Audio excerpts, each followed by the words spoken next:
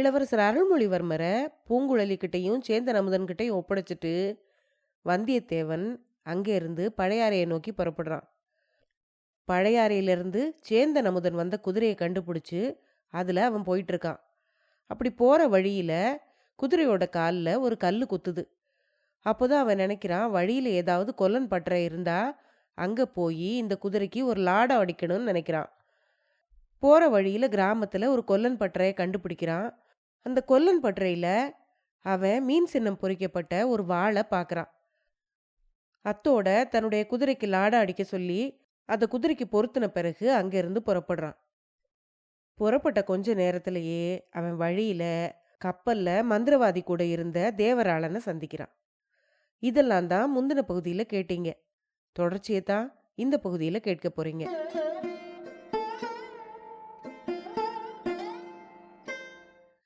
அனைவருக்கும் வணக்கம். நீங்கள் கேட்டுக்கொண்டிருப்பது கதை ரேடியோ தமிழ். அமரர் கல்கி அவர்கள் எழுதிய பொன்னியின் செல்வன் நாவலுடைய 3வது பாகத்தை கேட்டுட்டு இருக்கீங்க. இதுவரைக்கும் 12 அத்தியாயங்களை கேட்டிருக்கீங்க. தொடர்ச்சியை இந்த பகுதியில் கேட்க போறீங்க. கதை ஆரம்பிக்கிறதுக்கு முன்னால சேனலுக்கு வந்திருக்கிற எல்லாருக்கும் என்னுடைய அன்பான வரவேற்புகள். இப்ப வாங்க கதைக்குள்ள போகலாம். அத்தியாயம் 13, விஷபானம். அந்த இடத்தில் அந்த நேரத்தில் தேவராளனை பார்த்ததும் வந்தியத்தேவனுடைய உள்ளம் சிறிது துணுக்குற்றது. கடம்பூர் அரண்மனையில் தேவராளன் வெறியாட்டம் ஆடியதும் அப்போது அவன் கூறிய மொழிகளும் அவனுக்கு நினைவுக்கு வந்தன. நடுக்கடலில் சுழல் காற்று குமுறி கொண்டிருந்த வேளையில் ரவிதாசனும் தேவராளனும் சொன்ன செய்திகளும் ஞாபகத்துக்கு வந்தன. அவற்றில் எவ்வளவு உண்மை, எவ்வளவு கற்பனை என்று கண்டுபிடிப்பது கடினம். ஆனாலும் அவர்கள் ஏதோ ஒரு மர்மமான பயங்கரமான சதிச் செயலில் ஈடுபட்டவர்கள் என்பது நிச்சயம். அவர்களில் ஒருவனிடம் இச்சமயம் யாரும் இல்லாத இந்த பகுதியில் அகப்பட்டு கொண்டோமே என்று நினைத்தான் அவன். அவனிடமிருந்து தப்பி குதிரையை வேகமாக தட்டிவிட்டு கொண்டு போய்விடலாமா என்று எண்ணினான். அந்த எண்ணத்துடன் சுற்றுமுற்றும் பார்த்தான். தூரத்தில் தீயின் வெளிச்சம் தெரிந்தது. அது சுடுகாடாய்த்தான் இருக்க வேண்டும். வந்தியத்தேவனுக்கு திகில் வந்தது போலவே திடீரென்று விட்டு போய்விட்டது. இந்த வேஷ வஞ்சகக்காரனுக்கு பயந்து எதற்கு ஓட வேண்டும்? இவன் நம்மிடம் ஏதோ சொல்லுவதற்குத்தான் வந்திருக்கிறான். அதையும் கேட்டு வைக்கலாமே. ஒருவேளை கொல்லன் உலைக்களத்தில் தான் நுழைந்த போது அங்கிருந்து பின்பக்கம் சென்று மறைந்து கொண்டவன் இவன்தான் போலிருக்கிறது. அந்த அதிசயமான வாள் கூட இவனுடையதாக இருக்கலாம். அதன் கைப்பிடியில் மீனின் சித்திரம் இருந்ததல்லவா? இவனுடன் கொஞ்சம் பேச்சு கொடுத்தால் புதிய செய்தி ஏதாவது தெரிய வரக்கூடும் என்று நினைத்தான் அவன். ஆகையால் குதிரையை மெதுவாகவே செலுத்தினான். முதலில் புதிதாக லாடம் அடிக்கப்பட்ட அந்த குதிரையும் நடப்பதற்கு கொஞ்சம் கஷ்டப்பட்டதாக தோன்றியது. அதை விரட்டி அடிக்க அவனுக்கு மனம் வரவில்லை. இங்கே எப்படி அப்பா திடுதிப்பென்று வந்து முளைத்தாய் என்று கேட்டான் வல்லவரையன். நான் அல்லவா அந்த கேள்வியை கேட்க வேண்டும்? உன்னை நடுக்கடலில் கப்பல் பாய்மரத்தோடு கட்டிவிட்டு வந்தோமே, நீ எப்படி தப்பி வந்தாய் என்றான் தேவராளன். உனக்கு மட்டும்தான் மந்திரம் தெரியும் என்று நினைத்தாயா?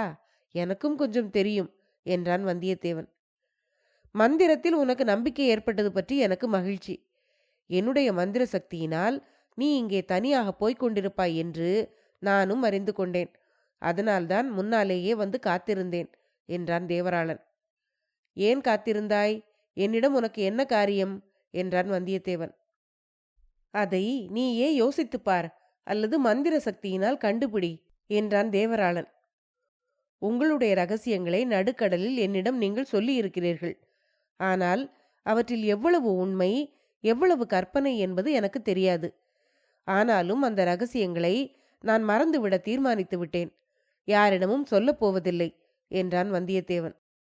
அதை பற்றியெல்லாம் நான் கவலைப்படவில்லை. எப்போது நீ அந்த ரகசியங்களை யாரிடமாவது சொல்லலாம் என்று நினைக்கிறாயோ அப்போது உன்னுடைய நாக்கு துண்டிக்கப்படும், நீ ஊமையாவாய் என்றான் தேவராளன். அதை கேட்டதும் வந்தியத்தேவனுக்கு உடல் சிலிர்த்தது. தஞ்சையிலும் இலங்கையிலும் அவன் சந்தித்த ஊமை பெண்களை பற்றிய நினைவு வந்தது. சற்று தூரம் சும்மா நடந்தான். இந்த பாவி எதற்காக நம்மை தொடர்ந்து வருகிறான்? இவனிடமிருந்து தப்பிச் செல்வதற்கு என்ன வழி? கோடிக்கரையில் இருந்தது போல் இங்கேயும் சேற்று பள்ளம் இருந்தால் எவ்வளவு உபயோகமாயிருக்கும். அல்லது இவனை பிடித்து ஆற்றில் தள்ளிவிட்டு போகலாமா? அதில் பயனில்லை. ஆற்றில் தண்ணீரே இல்லை. வேறு வழி ஒன்றும் இல்லாவிட்டால் இருக்கவே இருக்கிறது உடைவாள், அதை எடுக்க வேண்டியதுதான் என்று நினைத்து கொண்டான். தம்பி, நீ என்ன நினைக்கிறாய் என்பது எனக்கு தெரியும். ஆனால் அது கைகூடாது. வீண் முயற்சியில் இறங்காதே என்றான் தேவராளன். வந்தியத்தேவன் பேச்சை மாற்ற விரும்பினான். அவனிடமிருந்து தப்புவதற்கு சிறிது அவகாசம் வேண்டும். அதுவரை ஏதேனும் பேச்சு கொடுத்து வர வேண்டும். சரி, உன்னுடைய கூட்டாளி ரவிதாசனை எங்கே என்று கேட்டான் வந்தியத்தேவன். தேவராளன் ஒரு பேய்ச்சிரிப்பு சிரித்துவிட்டு, அது உனக்கல்லவா தெரிய வேண்டும், ரவிதாசனை எங்கே என்று கேட்டான். வந்தியத்தேவன் திடுக்கிட்டான். ரவிதாசனை பற்றிய பேச்சை தான் எடுத்திருக்க கூடாது. எடுத்தது தவறு. ரவிதாசனை இவன் பார்த்து பேசிவிட்டு நம்மை ஆழம் பார்க்கிறானோ என்னவோ. வந்தியத்தேவன் இப்படி நினைத்து கொண்டிருக்கும் போதே, என்ன தம்பி சும்மா இருக்கிறாய், ரவிதாசன் எங்கே என்று சொல்ல மாட்டாயா? போனால் போகட்டும், அந்த ஓடக்கார பெண் பூங்குழலியை எங்கே, அதையாவது சொல் என்றான். வந்தியத்தேவன் பாம்பை மிதித்தவன் போல் பதறினான். மேலே பேசுவதற்கே அவனுக்கு தயக்கமாயிருந்தது. அவளை பற்றியும் நீ ஒன்றும் சொல்ல மாட்டாயாக்கும். போனால் போகட்டும், அவனை நீ காப்பாற்ற நினைப்பதற்கு தக்க காரணம் இருக்கலாம். தம்பி, சற்று முன்னால் ஒரு காதல் பாட்டு பாடினாயே, அது அவளை நினைத்து பாடினாயா என்று கேட்டான் தேவராளன். இல்லை, சத்தியமா இல்லை என்று வல்லவரையன் பரபரப்போடு கூறினான். ஏன் உனக்கு இவ்வளவு பரபரப்பு, ஏன் இவ்வளவு ஆத்திரம் என்று கேட்டான் தேவராளன். சரி சரி, அதையெல்லாம் இப்போது பேசிக் கொண்டிருக்க அவகாசமில்லை. ஏன் என் குதிரையின் முகக்கயிற்றை பிடித்து கொண்டிருக்கிறாய்? விட்டுவிடு, நான் போக வேண்டும், அவசர காரியம் இருக்கிறது என்றான் வந்தியத்தேவன். நான் வந்த காரியத்தை நீ இன்னும் கேட்கவில்லையே. இந்த முல்லை ஆற்றங்கரைக்கு ஒரு அதிசய சக்தி உண்டு. இங்கே யார் எதை விரும்புகிறார்களோ அது அவர்களுக்கு உடனே கிடைக்கும் என்றான் தேவராளன். ஆனால் நான் எதையும் விரும்பவில்லையே என்றான் வந்தியத்தேவன். அது பொய். நீ யாரை நினைத்து கொண்டு உன் காதல் பாட்டை பாடினாயோ அவளே உன்னை பார்க்க விரும்புகிறாள். நீ இஷ்டப்பட்டால் பார்க்கலாம் என்றான் தேவராளன். எப்போது பார்க்கலாம் என்றான் வந்தியத்தேவன். இன்று இரவே பார்க்கலாம் என்றான் தேவராளன். இது என்ன கதை என்றான் வந்தியத்தேவன். கதையில்லை தம்பி, அதோ பார் என்று தேவராளன் சுட்டிக்காட்டினான். அவர்கள் சென்ற வழியில் சற்று தூரத்தில் ஏதோ ஒரு பொருள் மங்கலாக தெரிந்தது. வந்தியத்தேவன் உற்று பார்த்தான். அது ஒரு பல்லக்கு, மூடு பல்லக்கு என்று அறிந்தான். அது பழுவூர் இளையராணியின் பல்லக்கு அல்லவா? ஒருவேளை அதற்குள்ளே நந்தினி இருக்கிறாளா என்ன? அதை தெரிந்து கொள்ளும் ஆவலை அவனால் கட்டுப்படுத்தி கொள்ள முடியவில்லை. குதிரையை அந்த பல்லக்கின் அருகில் கொண்டு போய் நிறுத்தினான். பனை சித்திரம் போட்ட பல்லக்கில் மூடு திரை தெரிந்தது. திரை அசைவது போலவும் இருந்தது. உடனே வந்தியத்தேவன் குதிரை மீதிருந்து கீழே குதித்தான். அதே கணத்தில் தேவராளனின் தொண்டையிலிருந்து ஒரு விசித்திரமான சத்தம் வெளிவந்தது. அக்கம் பக்கத்தில் இருந்த புதர்களின் மறைவிலிருந்து 7-8 பேர் திடும் திடும் என்று எழுந்து பாய்ந்து வந்தார்கள். வந்தியத்தேவன் மீது விழுந்தார்கள். அவனால் அசையவும் முடியாதபடி பிடித்து கொண்டார்கள். கால்களையும் கைகளையும் துணியினால் கட்டினார்கள். கண்ணையும் ஒருவன் கட்டினான். உடைவாளை ஒருவன் பலவந்தமாக எடுத்துக்கொண்டான். பிறகு வந்தியத்தேவனை அந்த பல்லக்கினுள்ளே தூக்கி போட்டார்கள். சிலர் உடனே பல்லக்கை தூக்கி கொண்டு விரைந்து நடந்தார்கள். மற்றவர்கள் முன்னும் பின்னும் சென்றார்கள். தேவராளன் முன்னால் வழிகாட்டி கொண்டு சென்றான். ஒருவன் குதிரையை பிடித்து கொண்டு நடந்தான். இவ்வளவும் அதிவிரைவில் நடந்துவிட்டன. கண்மூடி கண் திறக்கும் நேரத்தில் என்று சொல்வதும் மிகையாகாது. வந்தியத்தேவன் தன்னை பலர் வந்து ஏக காலத்தில் தாக்கியதும் திகைத்து போய்விட்டான். அத்தகைய தாக்குதலை அவன் எதிர்பார்க்கவே இல்லை. பல்லக்கில் அவனை தூக்கி போட்டுக்கொண்டு நகர ஆரம்பித்த வரையில் அவனால் எதுவும் சிந்திக்கவும் முடியவில்லை. என்ன நடக்கிறதென்று தெரிந்து கொள்ளவும் முடியவில்லை. ஆனால் பல்லக்கு நகர ஆரம்பித்ததும் சிறிது சிறிதாக மனம் தெளிவடைந்தது. கண்ணின் கட்டு சுலபமாக நழுவிவிட்டது. கட்டியிருந்த கைகளினால் பல்லக்கின் திரையை விலக்கி கொண்டு பார்த்தான். நதிக்கரையிலிருந்து இறங்கி பல்லக்கு எங்கேயோ போகிறது என்பதை அறிந்து கொண்டான். அந்த பல்லக்கினுள்ளே ஒரு அபூர்வமான மனம் சூழ்ந்திருந்தது. அது முதலில் அவனுக்கே உற்சாகத்தை கொடுத்தது. அதன் கவர்ச்சியிலிருந்து விடுவித்துக் கொண்டு போக அவனுக்கு எளிதில் மனம் வரவில்லை. இந்த பல்லக்கு தன்னை நந்தினியிடம்தான் கொண்டு சேர்க்கும் என்று ஊகிப்பதற்கு காரணங்கள் இருந்தன. அவளை பார்க்க வேண்டும் என்ற ஆசை அவனுடைய உள்ளத்தின் அடிவாரத்தில் லேசாக தலை காட்டியது. வர வர அது பெரும் ஆர்வமாக வளர்ந்தது. என்னத்துக்காகத்தான் அழைக்கிறாள் என்றும் பார்த்து விடலாமே, ஏதாவது தெரிந்து கொள்ள முடிந்தால் தெரிந்து கொள்ளலாமே, சூழ்ச்சிக்கு சூழ்ச்சி செய்ய தன்னால் முடியாமலா போய்விடும்? மறுபடியும் அவளை பார்க்கும்படியான சந்தர்ப்பம் கிடைக்குமா என்பது சந்தேகம்தான். தஞ்சாவூருக்கு போக வேண்டிய அவசியம் இனி ஏற்பட போவதில்லை. அங்கே போவதும் அபாயகரம். அதை காட்டிலும் வழியிலேயே பார்த்து விடுவது எளிதான காரியம். அத்தோடு நந்தினியை பார்க்க வேண்டும் என்பதற்கு இன்னொரு அவசியமான காரணமும் இருந்தது. இலங்கையில் அவன் பார்த்த அந்த ஊமை அரசி. அவள் நந்தினியைப் போலிருப்பதாக தான் எண்ணியது சரியா? அதையும் தெரிந்து கொள்ள வேண்டாமா? இவ்விதம் வந்தியத்தேவன் யோசித்துக் கொண்டிருக்கும் போதே அவனுடைய தலை சுழன்றது. தூக்கம் வருவது போல தோன்றியது. இல்லை இல்லை, இது தூக்கமில்லை, இது ஏதோ மயக்கம். இந்த பல்லக்கில் சூழ்ந்துள்ள மனம்தான் நம்மை இப்படி மயக்குகிறது. ஐயோ, இது என்ன பயங்கர அபாயம்! பல்லக்கிலிருந்து குதித்து விட வேண்டியதுதான். வந்தியத்தேவன் கைக்கட்டை அவிழ்த்து கொள்ள முயன்றான். முடியவில்லை. கைகள் அசையவே இல்லை. எழுந்து உட்கார முயன்றான். அதுவும் முடியவில்லை. கால்களும் அசைய மறுத்தன. அவ்வளவுதான். கண்ணிமைகள் மூடிக்கொண்டன. அறிவு விரைவாக மங்கியது. மயக்கம் அவனை முழுதும் ஆட்கொண்டது. வந்தியத்தேவன் மயக்கம் தெளிந்து கண் விழித்த போது பழைய நினைவுகள் வந்து பல்லக்கிலிருந்து குதிக்க முயன்றான். ஆனால் விந்தையிலும் விந்தை. அவன் இப்போது பல்லக்கில் இல்லை. விசாலமான ஒரு அறையில் இருந்தான். அந்த அறை தீபங்களினால் பிரகாசமாக இருந்தது. இங்கேயும் ஏதோ ஒரு மனம் சூழ்ந்திருந்தது. ஆனால் பழைய மாதிரி மனம் இல்லை. அகில் புகையின் மனம் போல தோன்றியது. படுத்திருந்த ஆசனத்திலேயே எழுந்து உட்கார்ந்தான் அவன். சுற்றுமுற்றும் பார்த்தான். கதவு ஒன்று திறந்திருந்தது. வந்தியத்தேவன் ஆவலுடன் பார்த்தான். திறந்திருந்த கதவின் வழியாக நந்தினி வந்தாள். வந்தவளை கண் கொட்டாமல் அவன் பார்த்து கொண்டிருந்தான். அவனுடைய வியப்புக்கும் திகைப்புக்கும் பல காரணங்கள் இருந்தன. வர்ணனை கேட்டாத அவளுடைய அழகு ஒரு காரணம். எதிர்பாராத முறையில் அவளை சந்திக்கும்படி நேர்ந்தது இன்னொரு காரணம். இலங்கையில் அவன் பார்த்திருந்த மூதாட்டியின் உருவத்தோடு இந்த பெண்ணின் உருவம் எவ்வளவு ஒத்திருக்கிறது என்ற எண்ணம் இன்னொரு காரணம். உருவங்கள் ஒத்திருக்கின்றனவா, அல்லது அந்த மூதாட்டிதான் உயரிய ஆடை ஆபரணங்களை அணிந்தபடியினால் இப்படி தோற்றமளிக்கிறாளா என்று நினைத்தான் அவன். அப்போது இனிமையான குரலில், ஐயா, நீர் மிகவும் நல்லவர் என்று கூறினாள் நந்தினி. வந்தியத்தேவன் வந்தனம் என்றான். நல்லவருக்கு அடையாளம் சொல்லாமல் போவதுதானே? தஞ்சை அரண்மனையிலிருந்து என்னிடம் சொல்லாமலே போய்விட்டீர்கள் அல்லவா என்றாள் நந்தினி. வந்தியத்தேவன் சிரித்தான். தஞ்சை கோட்டைக்குள் வருவதற்கு உமக்கு நான் உதவி செய்தேன். என்னுடைய கைவிரலிலிருந்து பனை முத்திரை மோதிரத்தை எடுத்துக் கொடுத்தேன். அதை என்னிடம் திருப்பி கொடுத்து விட்டாவது போயிருக்க வேண்டாமா என்றாள் அவள். வந்தியத்தேவன் வெட்கித்து மௌனமாக நின்றான். எங்கே, அதை இப்போது திருப்பி கொடுக்கலாம் அல்லவா? அதன் உபயோகம் தீர்ந்து போயிருக்குமே. மறுபடியும் தஞ்சை கோட்டைக்கு வரும் எண்ணம் உமக்கு இல்லைதானே என்று கூறி நந்தினி தன்னுடைய அழகிய மலர்கரத்தை நீட்டினாள். தேவி, அந்த முத்திரை மோதிரத்தை இலங்கை தளபதி பூதி விக்ரமகேசரி கைப்பற்றி கொண்டு விட்டார். ஆகையால் அதை திருப்பிக் கொடுக்க இயலவில்லை. மன்னிக்க வேண்டும் என்றான் வந்தியத்தேவன். என்னிடம் வாங்கிய மோதிரத்தை என்னுடைய ஜென்ம பகைவரிடம் கொடுத்திருக்கிறீர். மிக்க நன்றியுள்ள மனிதர் நீர் என்றாள் நந்தினி. அதை நானாக கொடுக்கவில்லை, பலவந்தமாக எடுத்துக்கொண்டார்கள் என்றான் வந்தியத்தேவன். வாணாதிராயர் குலத்தில் உதித்த வீராதி வீரர் பலவந்தத்துக்கு உட்பட்டு ஒரு காரியம் செய்தீரா? என்னால் நம்ப முடியவில்லை என்றாள் நந்தினி. அப்போது வந்தியத்தேவன் நந்தினியிடம், தாங்கள் எதற்காக என்னை அழைத்து வரச் செய்தீர்கள் என்று கேட்டான். என்னுடைய முத்திரை மோதிரத்தை திருப்பி கேட்பதற்காக என்றாள் நந்தினி. அது மட்டும்தானா என்று வந்தியத்தேவன் கேட்டதும், இன்னும் ஒரு காரணம் இருக்கிறது. என் கணவரின் பாதுகாப்புக்கு உட்பட்ட பொக்கிஷ நிலவரையில் நீர் அன்று இரவு இருந்தீரல்லவா என்று கேட்டாள் அவள். வந்தியத்தேவன் திடுக்கிட்டான்.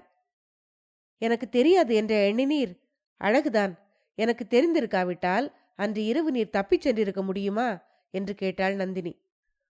தேவி என்று சொல்லி தயங்கினான் வந்தியத்தேவன். ஆம், எனக்கு தெரியும். பெரிய பழுவேட்டரையருக்கும் தெரியும். உம்மை அங்கேயே கொன்று போட்டு விடும்படி பழுவேட்டரையர் சுரங்க வழி காவலனுக்கு கட்டளையிட்டார். அவர் அப்பால் சென்றதும் நான் அந்த கட்டளையை மாற்றிவிட்டேன். அதனால் நீர் பிழைத்தீர். உம்முடைய அழகான நண்பன் ஆபத்துக்கு உள்ளானான். இல்லாவிடில் அந்த பொக்கிஷ நிலவரையில் முத்துக்குவியல்களுக்கு பக்கத்தில் உம்முடைய எலும்புகள் இப்போது கிடைக்கும் என்றாள் நந்தினி. வந்தியத்தேவன் வியப்பு கடலில் மூழ்கினான். அவள் கூறியவையெல்லாம் உண்மை என்று அவனால் நம்ப முடியவில்லை. சம்பிரதாயத்துக்காகவாவது அவளுக்கு நன்றி கூற வேண்டியது அவசியம் என்று கருதி அம்மணி என்று ஏதோ சொல்ல ஆரம்பித்தான். வேண்டாம், மனதில் இல்லாததை வெளியில் எதற்காக சொல்ல பார்க்கிறீர்? எனக்கு நன்றி செலுத்த முயல வேண்டாம் என்றாள் நந்தினி. சற்று நேர மௌனத்திற்கு பிறகு அவள் வந்தியத்தேவனை பார்த்து, உம்முடன் இலங்கையிலிருந்து புறப்பட்ட இளவரசர் அருள்மொழிவர்மர் என்ன ஆனார்? அரசி, அதை பற்றி மட்டும் என்னை கேட்க வேண்டாம் என்றான் வந்தியத்தேவன். ஆம், அதை பற்றி மட்டும் கேட்கக்கூடாதுதான். கேட்டாலும் உம்மிடமிருந்து மறுமொழி வராது என்று எனக்கு தெரியும். உம்முடைய காதலி எப்படி இருக்கிறாள்? அதை பற்றியாவது எனக்கு சொல்லலாமா என்று கேட்டாள் நந்தினி. வந்தியத்தேவனுடைய கண்களில் தீப்பொறி பறந்தது. யாரை சொல்லுகிறீர்கள்? ஜாக்கிரதை என்றான். ஆஹா, நான் ஜாக்கிரதையாகத்தான் இருக்கிறேன். அந்த பழையாறை மகாராணியை சொல்வதாக எண்ண வேண்டாம். அவள் உம்மை கண்ணெடுத்து கூட பார்க்க மாட்டாள். காலில் ஒட்டிய தூசிக்கு சமானமாக உம்மை மதிப்பாள். உம்மை இலங்கையில் கொண்டு சேர்த்து திரும்பியும் அழைத்து வந்தாளே, அந்த ஓடக்கார பெண்ணை பற்றித்தான் கேட்கிறேன். பூங்குழலி உமது காதலி இல்லையா என்று கேட்டாள் அவள். இல்லவே இல்லை. அவளுடைய காதலர்களை அவளே எனக்கு காட்டினாள். நள்ளிரவில் கோடிக்கரை சதுப்பு நிலத்தில் கிளம்பும் கொள்ளிவாய் பிசாசுகளை எனக்கு காட்டினாள். அவர்கள்தான் தன்னுடைய காதலர்கள் என்றும் அவள் சொன்னாள் என்றான் வந்தியத்தேவன். அவள் பாக்கியசாலி. அவளுடைய காதலர்கள் ஒளி வடிவம் பெற்றிருக்கிறார்கள். என்னுடைய காதலர்களோ இருள் வடிவமானவர்கள், உருவம் அறிய முடியாதவர்கள். அந்த இருள் வடிவங்கள் ஏன் என்னை சுற்றி சுற்றி வட்டமிடுகின்றன? ஐயோ, உமக்கு தெரியுமா? இவ்விதம் கூறிவிட்டு நந்தினி வெறி கொண்ட கண்களால் அங்குமிங்கும் பார்த்தாள். வந்தியத்தேவனுடைய நெஞ்சம் கலங்கி போனது. ஒரு பக்கம் இரக்கமும் இன்னொரு பக்கம் இன்னதென்று தெரியாத பயமும் அவனுடைய மனதில் குடிகொண்டன. தேவி, வேண்டாம், கொஞ்சம் சாந்தி அடையுங்கள் என்றான். என்னை சாந்தி அடையும்படி சொல்லுவதற்கு நீர் யார் என்று கேட்டாள் நந்தினி. நான் வானர் குலத்தில் வந்த ஏழை வாலிபன். தாங்கள் யார் தேவி என்று கேட்டான் வந்தியத்தேவன். நானா? அதுதான் எனக்கும் தெரியவில்லை. ஆனால் என் பேரில் தெய்வ சாபம் ஏதோ இருக்கிறது என்று மட்டும் தெரிகிறது. நான் யார், எதற்காக பிறந்தேன் என்பதை நான் அறிவேன். இதுவரையில் ஒரே ஒரு சூசகத்தை மட்டும் தெய்வம் எனக்கு அளித்திருக்கிறது. இதோ பாரும் என்று கூறி நந்தினி அவள் அருகில் இருந்த வாளை எடுத்து காட்டினாள். புதிதாக செப்பனிடப்பட்ட அந்த கூரிய வாள் தீப வெளிச்சத்தில் பளபளவென்று ஜொலித்து கண்ணை பறித்தது. பார்த்த உடனே அது கொல்லன் பட்டறையில் தான் பார்த்த வாள் என்பதை வந்தியத்தேவன் தெரிந்து கொண்டான். அந்த வாளை பார்த்ததும் அவனுடைய மனம் திடப்பட்டது. ஏனெனில் வாள், வேல் முதலிய ஆயுதங்கள் அவனுக்கு பழக்கப்பட்டவை. பிறந்தது முதலே அவனுடன் உறவு பூண்டவை. ஆகையால் பயமில்லை. நந்தினி அந்த வாளை தன்மேல் செலுத்தினாலும் பயம் கிடையாது. தேவி, பார்த்தேன், வாளை பார்த்தேன். இது வேலைப்பாடு அமைந்த வாள், அரசகுலத்துக்கு உரிய வாள், வீராதி வீரர்களின் கைக்கு உகந்த வாள். அது தங்களின் அழகிய கையில் எப்படி வந்தது? அதன் மூலம் தெய்வம் தங்களுக்கு அளித்திருக்கும் சூசகம்தான் என்ன என்று கேட்டான் வந்தியத்தேவன். அத்தியாயம் 14. பறக்கும் குதிரை. ஒளி வீசிய அந்த வாளை எடுத்து ஆசையுடன் தன் மார்போடு அணைத்து கொண்டாள் நந்தினி. பிறகு முகத்தோடு சேர்த்து வைத்துக்கொண்டு முத்தமிட்டாள். தெய்வம் எனக்கு அளித்திருக்கும் சூசகம்தான் இந்த வாள். ஆனால் இந்த சூசகத்தின் பொருள் இன்னதென்று நான் இன்னும் அறியவில்லை. இந்த வாளை அடிக்கடி கொல்லன் உலைக்கு அனுப்பி துரு நீக்கி பதப்படுத்தி கூராக்கி வைத்து கொண்டு வருகிறேன். இதை கொண்டு நான் என்ன செய்ய வேண்டும் என்பதை தெய்வம் இன்னும் எனக்கு அறிவிக்கவில்லை. இந்த வாளை எந்த கொடியவனுடைய விஷநெஞ்சத்திலாவது செலுத்த வேண்டும் என்பது தெய்வத்தின் எண்ணமோ, அல்லது என்னுடைய மார்பில் என்னுடைய கையினாலேயே இதை செலுத்தி குபுகுபுவென்று பெருகும் இரத்தத்தை ஆடை ஆபரணங்களால் அலங்கரித்த இந்த உடம்பில் பூசிக்கொண்டு நான் சாக வேண்டும் என்பது தெய்வ சித்தமோ, அது இன்னும் எனக்கு தெரியவில்லை. இந்த வாளை எனக்கு அளித்திருக்கும் தெய்வம் சமயம் வரும்போது அதையும் தெரியப்படுத்தும். அந்த சமயம் எப்போது வரும் என்று தெரியாதபடியால் இரவும் பகலும் எந்த நேரத்திலும் நான் ஆயத்தமாயிருக்கிறேன். இப்படி சர்வ காலமும் என் நெஞ்சத்தில் கொழுந்து விட்டெறியும் தீயை என்னுடைய கணவர் பெரிய பழுவேட்டரையர் அறிய மாட்டார். இப்படி நந்தினி சொன்னதையெல்லாம் பிரமை பிடித்தவன் போல கேட்டுக்கொண்டிருந்த வல்லவரையன் சுய உணர்ச்சிக்கு வந்தவனாக, அம்மணி, பெரிய பழுவேட்டரையரை எங்கே என்று கேட்டான். ஏன், அந்த கிழவரை பார்ப்பதற்கு உமக்கு பயமாயிருக்கிறதா என்றாள் நந்தினி. இல்லை அம்மணி, தங்களை பார்க்கவே நான் பயப்படவில்லையே. பழுவேட்டரையரிடம் எனக்கு என்ன பயம் என்றான் வந்தியத்தேவன். ஆஹா, உம்மை எனக்கு பிடித்திருப்பதின் காரணம் அதுதான். எதனாலேயோ என்னை கண்டு எல்லாரும் பயப்படுகிறார்கள். வீராதி வீரரும் எத்தனையோ போர்க்களங்களில் போரிட்டு உடம்பில் 64 புண் சுமந்தவருமான பெரிய பழுவேட்டரையர் அடிக்கடி என்னை கண்டு பயப்படுகிறார். சின்ன பழுவேட்டரையரும் என்னிடம் வரும்போது பயந்து நடுங்குகிறார். இந்த சோழ சாம்ராஜ்யத்தை ஆள விரும்பும் மதுராந்தக தேவரும் என்னிடம் வரும்போது பயபக்தியுடன் வருகிறார். யமலோகத்தை எட்டி பார்த்து கொண்டிருக்கும் சுந்தர சோழ சக்கரவர்த்தி கூட நான் அருகில் சென்றால் நடுங்குகிறார். ஒவ்வொரு தடவை அவர் என்னை கண்டு மூர்ச்சையே அடைந்து விடுகிறார். இன்றைக்கு வந்தானே பார்த்திபேந்திர பல்லவன், அவனுடைய அஞ்சா நெஞ்சத்தையும் வீரத்தையும் பற்றி நான் வெகுவாக கேள்விப்பட்டிருக்கிறேன். ஆதித்த கரிகாலரின் உயிர்த்தோழன் என்றும் அறிந்திருக்கிறேன். ஆனால் என் அருகில் வந்த அரை நாழிகைக்கெல்லாம் அவன் எப்படியோ அடங்கி ஒடுங்கி போய்விட்டான். ஆதித்த கரிகாலரிடம் போக வேண்டிய கடமையையும் மறந்து என்னை தொடர்ந்து வந்து கொண்டிருக்கிறான். நான் காலால் இட்ட பணியை தலையால் நிறைவேற்றி வைக்க ஆயத்தமாயிருக்கிறான். அதே சமயத்தில் என் அருகில் வரும்போது அவன் நடுங்குகிறான். நீர் யாருடைய தூதராக ஓலை எடுத்துக்கொண்டு காஞ்சியை விட்டு கிளம்பினீரோ அந்த ஆதித்த கரிகாலரும் அப்படித்தான். நாங்கள் குழந்தைகளாயிருந்த போது அவருக்கு என் பேரில் அளவில்லாத வாஞ்சை, கூடவே ஒரு பயம். அதனால் என் வாழ்க்கை எப்படியெல்லாம் மாறிவிட்டது. ஐயா, உமது எஜமானரை நீர் மறுபடியும் சந்திக்கும் போது எனக்காக ஒரு செய்தி சொல்வீரா? சென்றதையெல்லாம் நான் மறந்துவிட்டேன். நான் இப்போது அவருக்கு பாட்டி உறவு பூண்ட பழுவூர் ராணி. என்னை பார்ப்பதற்கு சிறிதும் பயப்பட வேண்டாம். அவரை நான் கடித்து தின்று விழுங்கிவிட மாட்டேன் என்று சொல்லுவீரா என்று கேட்டாள் நந்தினி. தேவி, நான் உயிரோடு திரும்பி போய் ஆதித்த கரிகாலரை பார்ப்பேன் என்பதே நிச்சயமில்லை. அப்படி பார்த்தால் அவரிடம் நான் சொல்லுவதற்கு எத்தனையோ செய்திகள் இருக்கின்றன. தங்களுடைய செய்தியை சொல்லுவதாக என்னால் உறுதி கூற முடியாது. தயவு செய்து மன்னிக்க வேண்டும் என்றான் வந்தியத்தேவன். உம்முடைய தைரியம் எனக்கு மிகவும் பிடித்திருக்கிறது. மனதில் பட்டதை ஒளிக்காமல் உள்ளபடி கூறுகிறீர். சரி, போனால் போகட்டும். பழுவேட்டரையரை பற்றி கேட்டீர்.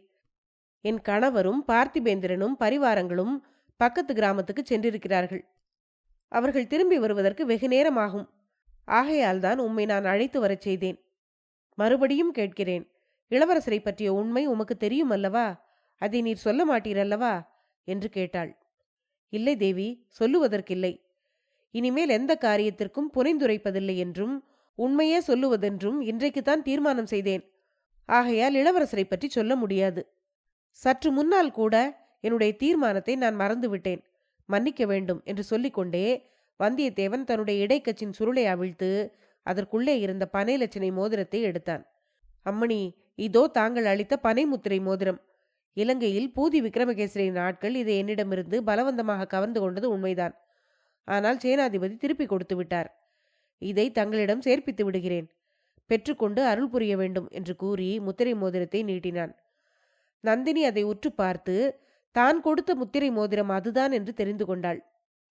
ஐயா, நான் கொடுத்ததை திருப்பி வாங்கிக் கொள்ளும் வழக்கம் இல்லை. உம்முடைய நேர்மையை சோதித்து அறிவதற்காகவே கேட்டேன். சோதனையில் நீர் தேறிவிட்டீர்.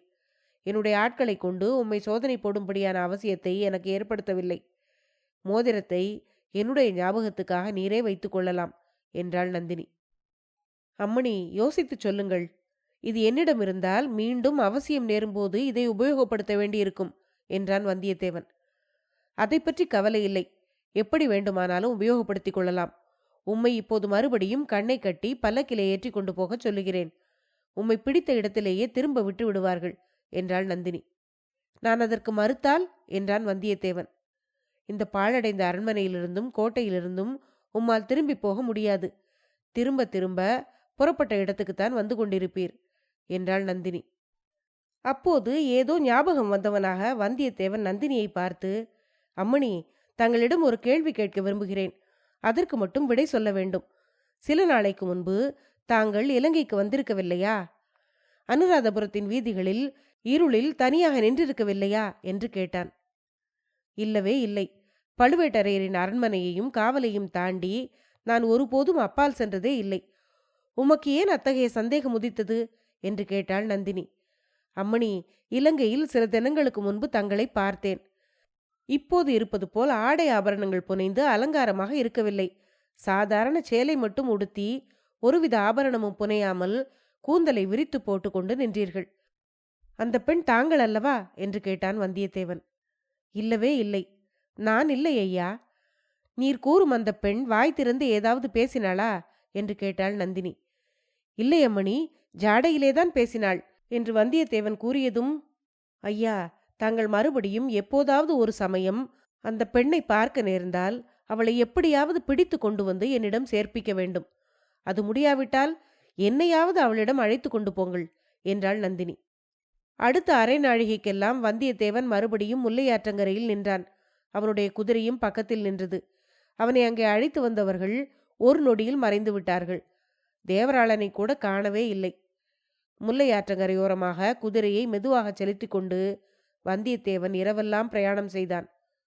3ஆம் ஜாமத்தில் வால் நட்சத்திரம் அதன் பூரண வளர்ச்சியை அடைந்து வானத்தின் நெடிய பகுதியை அடைத்து கொண்டு காணப்பட்டது.